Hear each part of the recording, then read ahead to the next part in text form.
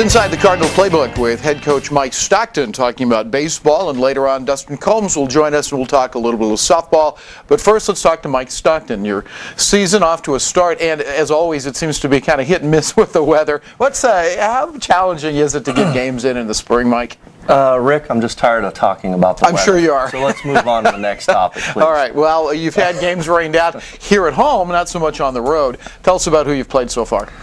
Well, we've played Cameron University down in Lawton, Oklahoma, and then we had to take our first home series of the year and find a place in Oklahoma to play the University of Sioux Falls. So we've had our challenges with trying to get our games in. I thought we weren't going to talk about that. Well, it always comes up. It's just part of it. I wish I could say that it wasn't, but you know, things are always challenging with the weather. But you know, we always find a way to get our games in, and that's what I really appreciate about our administration, is them being, you know, thoughtful in letting us try to find a place to play our baseball games, because our kids have worked their tails off for 6 months, and you know, when we get a little bit of weather, it's really nice to know that you have the support of your administration to let you be creative in trying to find ways to make your games up. So I really do appreciate that. Yeah, and we've talked before, it's not just, hey guys, let's go here and play. You've got to consider meals, you've got to consider school time, missed a bunch of things. Yep. And I want to get back to Lawton and the series against Sioux Falls in a second, but your philosophy is you kind of owe that to your players. Absolutely. Gosh, I know that I work our guys hard and I demand a lot out of them, and you know, they spend a lot of time at baseball, specific stuff. So, I mean, the reality is you want to play, you don't want to practice. And you know, I feel like I really owe it to our guys, because you know, I put them through the ringer and we work hard, and that's their reward. So, you know, I feel like I owe them every opportunity to find a place to play. Let's go back now to playing Sioux Falls in Lawton, Oklahoma. Mm-hmm. That was, again, they had to sacrifice a little bit to get down there. You played them as a home game.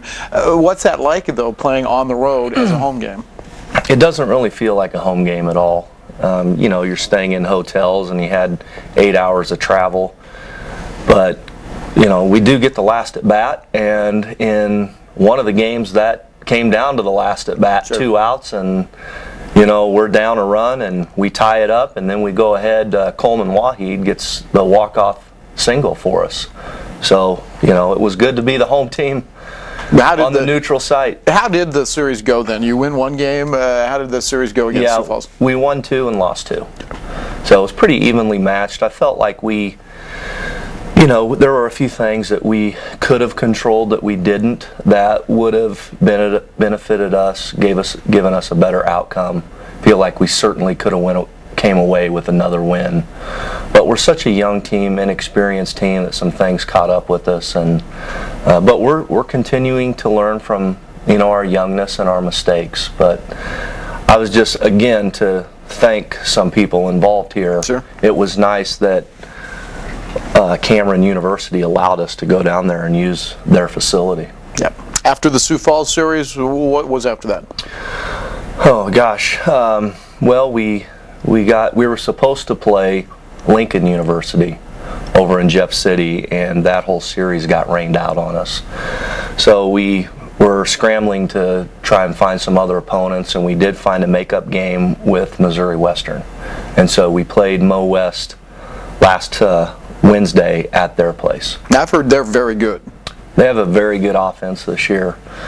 You know, we didn't see their best arms, but their offense, I mean, those guys could swing at 1 through 9. And they shut you out, I think, in that game? Yeah, I would say that was the most disappointing part for me, is, you know, once they got up on us, I don't feel like we competed all that well. You know, the beginning of the game, pre-game, and you know, we were intense and excited and fired up, and then they built a lead on us, and I felt like we shut down. And you know, so those are some things that we're going to have to work on. But overall, I've got to give them a lot of credit. They're a good ball club. The GLVC season opened with a 4-game series against Kentucky Wesleyan. That was a little bit of a drama too. Are we playing here? Are we playing there? Can you kind of tell that story? Oh gosh, you should see I should get my cell phone statement out I'm so sure. you could see the amount of phone calls that I've made to away games, neutral sites, just different people. It's been crazy, but originally we're supposed to play at Jewel. And then as we started to look at the long-term forecast, we thought, well, maybe we should move the game because our field was just so wet still from all the snow and rain that we'd had. So the coach from Kentucky Westland and I got together and decided to move the game there. Okay. Well, because of some conference rules, we couldn't do it. And so then we backed the game up a day, essentially. And these are double headers on 2 different days. Right, doubleheader Saturday, doubleheader Sunday. And so we backed the game up and felt like if we can give ourselves 24 more hours, we'll probably be able to get our field ready. Well, we did get our field ready, but the kicker was we couldn't miss school to play. So we had to wait until class was out, so we started our game at 3:30. In the afternoon. I mean, one of my starters had class until 3 o'clock. Another part of trying to consider how to reschedule. Yeah, so he's wearing his uniform to class, jumps out of class and comes down, and he had a good game for us. And so then we had to pick up, we don't have lights, and so then we had to pick up the series and drive across town to Rockhurst University and try to get that second game in of the doubleheader. Now, the interesting part of that was Rockhurst was playing their opponent that night, so we had to wait essentially until about 9 p.m. to get our second game of the doubleheader in once they were finished. And again, I need to thank Rockhurst administration for letting us come over and use their facility. But then we had nice weather on Saturday and moved the series back to our place and finished the last 2 games at William Jewell. We pitched extremely well this weekend. We pitched well enough to win four games, no question about it. In fact, we had game number 1, Drew Matrician pitch and just did an outstanding job. Now we got quite a bit of run support from him, but still he did a really nice job. In game 2, Cody Downing threw for us, and he didn't have his best stuff, but he still competed extremely well. And we ended up losing 3-2, and we could have won that game. And then game 3 was a freshman, Billy Kirkpatrick. And you take away the second inning, Billy walked a few and really didn't get into trouble, I wouldn't say. He only gave up 3 total runs, and we ended up losing that game 3-2 as well. But Billy pitched extremely well, I thought, for his first college start. Sure, you bet. And then David Collins threw game 4 and just dominated that game. Yeah, shut him out, didn't he? Yeah, it's the best game I've seen David pitch this year. Well, all right, so you've got some midweek games possibly coming up this week, but what's the GLVC schedule like now next for you? Yeah, we head to McKendree, and we'll play them in a 4-game series. We'll leave Friday and then play doubleheader Saturday, doubleheader Sunday. Good. Mike Stockton has been our guest inside the Cardinal Playbook. Thank you, Mike. And Dustin Combs comes up next. He'll be talking about college softball for the William Jewell College Cardinals when we continue inside the Cardinal Playbook. This is corporate headquarters. As you can see, I have a unique business. How do I compete with the big boys? I've got this fancy business address, a marketing department, distribution center, and a great team, even a cafeteria. That's mine. From packing and shipping to printing and mailbox services, come into the UPS store for everything a small business needs. I love logistics. I'm Jesse Limekiller, the CEO of Belvoir Winery. You can reach us at www.belvoirwinery.com. We grow Norton, Chamberson, Vignole, and Muscat on the site. We have mature vines, 7 to 10 years of age behind the buildings, and then we have 2 new vineyards that have just started up. We have a full bar available, and then in addition, a lot of people like to wander around the property. You can take your drinks and wander through the property and see all the things that there are to see on site. My name is Jesse Limekiller, CEO of Belvoir Winery, 110 years in the making. Inside the Cardinal Playbook resumes with head softball coach Dustin Combs. Welcome, Coach. It's like with Mike, the weather plays such a factor in what you do early in the spring, and we were spoiled last year, but not so much this year.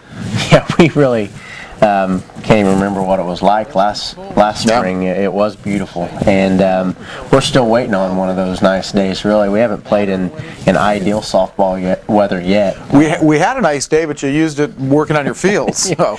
Yeah, we had to get dry, and we were able to do that. It would have been nice to be playing, but yeah, the weather has just been a nightmare. It goes from 75, 78 on Friday to low 40s, and then low 30s on Sunday. But you're used to that, right? I mean, Yeah. as you were saying yesterday during that sleet storm, you've played in cold weather all year long. Yeah, and our girls really, I was really proud about the way they handled themselves. They were much more prepared mentally for that type of weather than we've ever been, and I think that showed. I think our focus when we came out in Game 1 and played the way we did, it showed that they were mentally tough, and that was a really good thing to take away from that, because we hope now that this weather is behind us, and we can start looking forward to a little nicer weather from here on out. But you just never know. We'll talk about the doubleheaders this past weekend against Bellarmine and McKendree in just a moment. But first, let's kind of recap how your season has gone to this point. Well, we've got through our non-conference portion of our schedule, 5-5, and really wasn't too happy with that outcome. Even though we hadn't really been able to practice on the field, and a lot of the mistakes and problems we were having in games were things that we can fix on the field, but just haven't had that opportunity.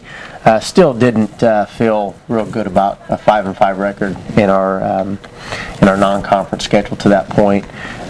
We had done a lot of really good things, and then we had some mistakes that hurt us. I think the thing that I'm most excited about is our potential to put up runs on the board. We can, we're showing that we can swing the bat, and even in our losses this weekend, we were giving ourselves a chance to win. We put enough runs on the board, especially in Game 2, to win that game, and we just got to finish games out. So, am I reading between the lines and saying maybe your pitching hasn't lived up to your hitting at this point? I would think that would be overstating the obvious. And our pitching staff's very capable. We're not in panic mode by any means. Sure. But we do need to fix some things. We're giving up way too many 0-2 and 1-2 hits, and not just hits, but balls put in play really well. And in fact, a couple of home runs in those situations. And our pitchers are very capable. So I'm not in panic mode yet.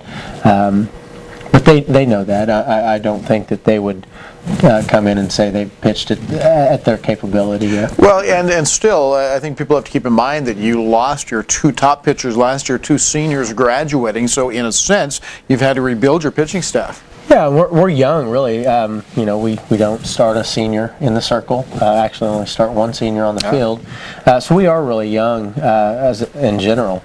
But our pitching staff is they have the pressure on them now that Faith and Rachel, especially, that were in the program last year, didn't necessarily have. Again, we didn't use them only because we had, Marie and Amanda seniors that were really the workhorse, and Rachel and Faith both were very capable and still are. Corinne, a junior college transfer, has, getting acclimated to this conference and really still coming off of rehab. She's just about 5 months post-operation on her ACL, so she started the year behind. And Kaylee Barrett's done a really nice job for us, a freshman who keeps hitters off balance, and if she'll throw it around the zone, she's very effective.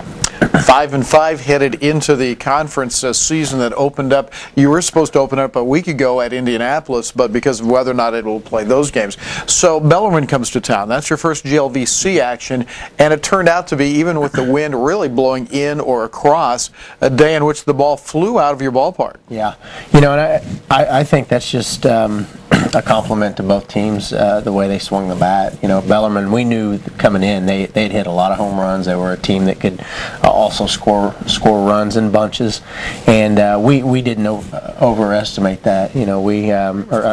Underestimate that. We knew they were very capable, and really both teams offensively were strong. Most days you hit 4 home runs as a team, you're going to feel pretty good about your day, and Bellarmine I think hit 8, so they outdid us. It was nice yesterday to be on the other side of that. The news turned a little bit better for the Cardinals after being swept by Bellarmine. The next day, McKendree comes in. For a long time, it looked like we wouldn't even play the game. The temperature was in the lower 30s, chance of rain and sleet, which eventually wiped out the second game in the middle of it. But that first game, 12-1, you win it, and 3 home runs by Brittany Madsen. Yeah, just in general, the weather, it wasn't ideal by any stretch of the imagination. But the way I look at that is it was a dry field. Football wouldn't have canceled because of cold. Soccer wouldn't have canceled because of cold. I know baseball would have played, and that's what we're supposed to do, is get our field ready to play conference games. And precipitation wasn't an issue until later. Right. And 100% no, I made the right decision to push that game to be played, because that's what we're supposed to do. I tell our girls we came here to play softball, not just practice softball, and that's the conference's stance as well. We need to get our games in. That's the goal every weekend in this Great Lakes Valley Conference, especially when teams are here. Teams travel, already plan on staying, and it's our job to get games in. So, it wasn't ideal. It was cold and windy, and like I said, our girls, I think, came out and showed they were ready mentally to play in that type of weather, and a lot of that due to having played most of our games this season in that weather. Came out and really swung the bat well from the beginning. As you said, Brittany Madsen had an outstanding day at the plate, had 3 at-bats, all 3 home runs, and no doubters, the last one landing on the second cage, I would estimate to be about 270 feet from home plate, which is a shot. And Faye Song hit one. Our fence is 8 foot high. I doubt it got higher than 9 feet, and it's probably the hardest ball I've seen hit. Lexi Rosmus, again, had a home run. But the game started with a double off the wall by Ashley Barrett, our leadoff, who's been dynamic, and a player that is very capable. In fact, in Game 2 did hit a home run, which won't show up in the books because of the halted game. But those things are contagious when you start hitting balls out of the park and you're doing it the right way. We're thinking middle. Most of our home runs are opposite field. Brittany's weren't, but one of the 3 were right about dead center. So our approach was really good yesterday. Our intensity was really good, our enthusiasm. Exactly the way you want to see them come out in any weather. It's a lot easier to do it when it's 75 and sunny, but we were doing it in 35 and cold. So that was something really good to take away from that as well. Brittany Madsen is going to join us in the last part of our show today, talk about those 3 home runs. But you and I were talking, that's got to be a jewel record, 4 home runs in a game. Right. Yeah, since I've been here 7 years, we've had girls who could definitely very capable of hitting 3 in a game, and but haven't. That's quite a feat. A lot of times they're not going to throw to you that 3rd and 4th at bat, and had Brittany had another at bat, I'd love to see what she would have been. She was just seeing the ball really well. You bet. The 6 RBIs, I would believe to be a score record as well. The 3 home runs, I don't see any way possible that someone has hit more than that. We'll go with that until we're proven wrong. Right? I just can't see that happening. That the game has evolved so much. College softball's evolved tremendously, and really home runs being hit at the rate they're being hit at now is a new thing. The last 5 years we've really seen that in our sport change. The game has become very offensive, and girls very capable because of strength and conditioning programs and being taught at an earlier age how to hit a ball. And Brittany's an example of a player who's worked really hard in our weight program program, and she did that in junior college too. So we're not shocked at all with that type of home run potential. We finally asked you about Rachel Hayden, who threw 5 innings on Saturday, did not get a decision, and then on Sunday threw another 5 innings in the 5-inning game, got the complete game win. She was sharp both days. Yeah, she was, and threw well enough. We brought her out in game 1 on Saturday. She had thrown well enough to get us that win, and we have to be careful, especially if we're going to use her on back-to-back days. With her, she's got some bicep soreness, and doing a lot of rehab with that. And when she's on, we get a real opportunity to win games, and she's one that can limit base runners and limit scoring, and she did that both days. That's Dustin Combs inside the Cardinal Playbook, and we'll be back and talk to Brittany Madsen in a moment as Inside the Cardinal Playbook continues. What's my motto? Play to win. What's the key? Logistics. Takes planning. Everybody on the same page. Check this out. This is my playbook. Serious business. Right player, Right place. right time. Did it at the UPS store. Bam. High five. Color, pictures, charts, graphics. Nice, huh? I love logistics. It says in the book we should play as a team. Professional color printing. Now at the UPS store.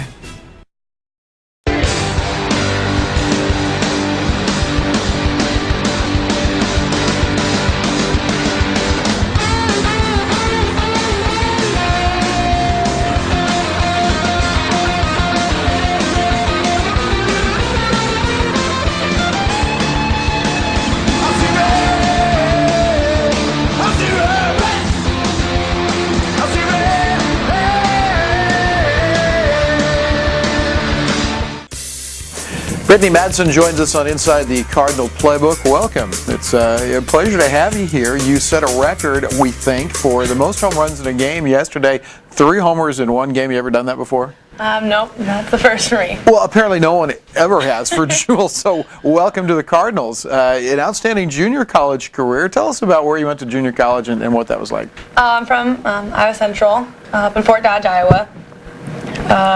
Started there.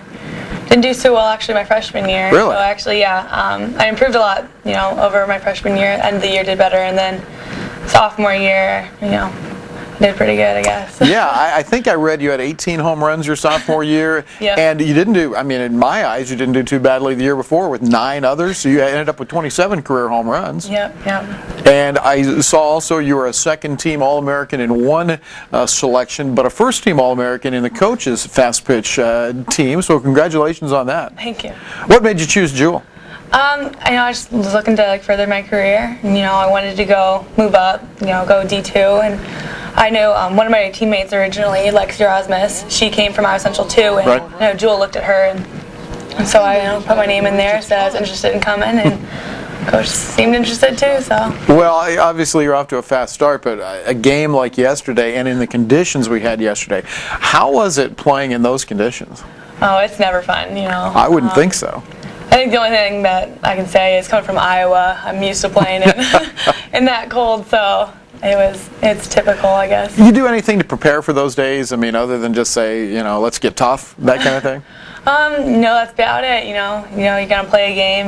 That the other team is just as miserable as you are, so right. Just got to step up and. Well, Coach Combs was talking a little bit ago about, you've played all of your games in that kind of weather. You haven't had a nice day yet. So that has to help a little bit. Yeah, that's nice. Tell me about the home runs, though. The first one, first inning, bases loaded, and you hit it out. Must be a dream come true. Yeah, well, I knew that, bases loaded. This is an opportunity, needed to get ahead early and stuff.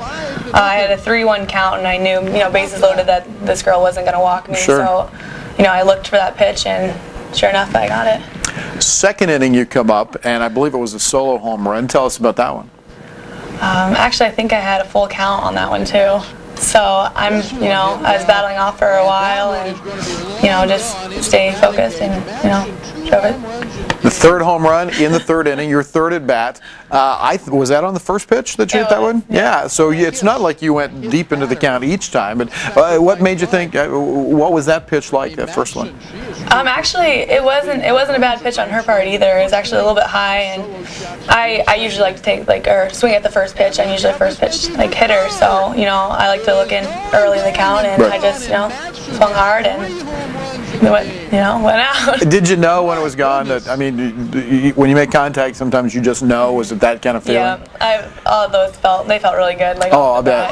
So I'll bet. Kind of an awe after the third one, and What are your teammates saying to you? What are people saying to you the day after? That is crazy, It is. They're super pumped, and I think they're just as in awe as I was. So. When you hit the home runs, of course, and that was a big deal, but a lot of home runs this weekend, and in the cold weather, I think I was really surprised by that. I was too, even the games on Saturday, it was like almost a home run derby, back and forth. Almost every single run was scored off of home run somehow. Sure. So. Yeah. Actually not used to it, but it's a good surprise. Well, nobody is. I mean, the softball's supposed to be 1, 2, 3 innings all the time. Tell us a little bit about your hometown and about your parents or your whole family. I'm from Cedar Rapids, Iowa. I'm the oldest of 4. Okay. I have another younger sister who's a year younger than me. Actually, plays softball too at a junior college, a rival junior college of mine. Really? Yes. And then I have a little brother who is 10 years old now, and a little sister who is 9. They actually both came to the games too. And Good. My little sister Holly, she was super pumped and was telling my parents the whole time. She goes, "I want to be like Brittany." So that was good to have them there. That's neat. They're not going to be able to come to many games, so that was nice that that Sure. actually could be the games that they saw. So Yeah, absolutely. that was good. My parents are always there for me, and I think they're my biggest supporters. So I'm really Good. glad that that was a game that they could come and see. So Absolutely, yeah. What do you want to do when you get out of school? I know it's a couple years away, but where are you headed? I'm a business major. I'm actually really open to a lot of things. I think that's why I became a business major, because it's very diverse. Sure. You have different options and stuff. So I'm not too sure yet, but. Any particular areas that are interesting to you? I do like sales and marketing. Oh, good. But I'm still, looking around, weighing out my options. Well, I would think so with 2 years left. Yeah. And I wish you success through the rest of the year. But what a great start with the 3 home runs in the game against McKendree. Thank you. Brittany Madsen has been our guest inside the Cardinal Playbook, and we're back with a final word after this. I'm going to change the world. I've got computers, I've got financing, I've got clients. I've got a business plan. I have VC money. I've got a game-changing idea. I've given myself room to grow. We're dangerous. Very dangerous. This is only the beginning. I'm going to own the future. There's just one problem. I don't know how to print this. Professional printing. Help? And everything else a small business needs. Now at the UPS Store. I love logistics.